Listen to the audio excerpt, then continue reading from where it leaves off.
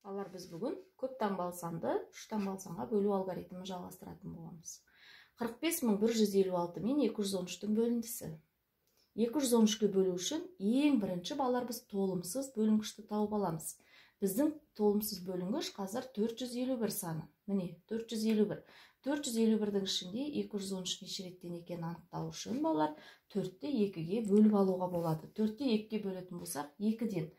Олай болса, балар 213-ті 2-ге көбейтіп көреміз черновик дәптерімізге. 2 мен 3-тің көбейтіндісі 6, 2 мен 1-дің көбейтіндісі 2, 2 мен 2-ның көбейтіндісі 4, 426. Біздегі жәнегі толымсыз бөлінгішке жуық сан шықты. Олай болатын болса, балар 2-ден береміз. 2 мен 3-тің көбейтіндісі 6, мен оны 1-дің астына жазам. 1 мен 2-ның көбейтіндісі 2, 2 мен 2-ның көбейтіндісі 4. 451-ден 426-ны азайтамыз. 11. 11-ден 6-ны азайтсақ, балар бізде 5 болады. Мына жерде 1-і кетіп қалған 5-тің, олай болатын болса 4. 4-тен 2-ні азайтсақ, 2. 25 қалдық балар. 25-ті 213-ке бөле алмаймыз. Сондықтан, жәнеге 213-тен кіші сан болғандықтан 5-ті түсіреміз. Міне мен 5-ті түсірдім. 255. 255-тің ішінде 213 балар 1 реттен.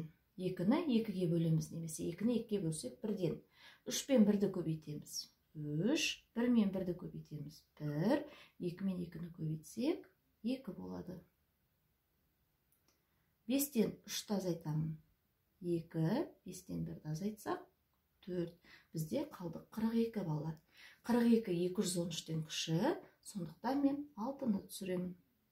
426. 426-ның ішінде 213 неше реттен екенін анықтау үшін тағы да 4-ті 2-ге бөлеміз. 4-ті 2-ге бөлсек 2-ден. 2 мен 3-тің көбейтіндісі 6, 2 мен 1-дің көбейтіндісі 2, 2 мен 2-ның көбейтіндісі 4. 426-тан 426-ны азайтсақ 0 қалдық болады балар. Бізде бүгінгі мәні 212-ге тең болады екен.